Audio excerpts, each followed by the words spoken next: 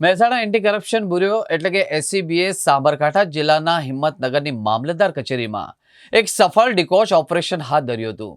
આ ઓપરેશનમાં ગાંભોઈના circle officer Jitendra Kumar Rameshchandra પટેલને 30,000 રૂપિયાની લાંચ લેતા રંગે હાથે ઝડપી લેવામાં આવ્યા હતા. મહેસાણા એસીબીને માહિતી મળી હતી કે હિંમતનગર મામલતદાર કચેરીના અધિકારીઓ જમીનમાંથી ખનિજ કાઢવાની પરવાનગી માટેની અરજીઓમાં પોઝિટિવ અભિપ્રાય આપવા અને હેરાનગતિ ન કરવા માટે અરજદાર પાસેથી 30,000 થી 50,000 રૂપિયા સુધીની લાંચની માંગણી કરે છે. આ માહિતીના આધારે એસીબીની ટીમે મામલતદાર કચેરીમાં વોચ ગોઠવી અને ડિકોચ સાથે મળીને છટકાનું આયોજન કરવામાં આવ્યું હતું. આરોપી સર્કલ ઓફિસરે ડિકોચ સાથે વાતચીત કરી 30,000 રૂપિયાની લાંચની માંગણી કરી હતી.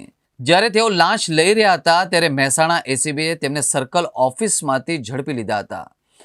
ત્યારબાદ આરોપી સર્કલ ઓફિસરને હિંમતનગર એસીબી પોલીસ સ્ટેશનમાં લઈ જવામાં આવ્યા હતા.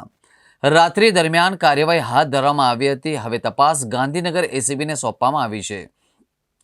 લાંચિયા સર્કલ ઓફિસરને કોર્ટમાં રજૂ કરવામાં આવશે. આરોપી જીતેન્દ્ર કુમાર પટેલ હિંમતનગરના બહુમાળી ભવનમાં આવેલા મામલતદાર કચેરીમાં નાયબ મામલતદાર તરીકે ફરજ બજાવે છે અને ગાંભોઈના સર્કલ ઓફિસર તરીકે કાર્યરત છે.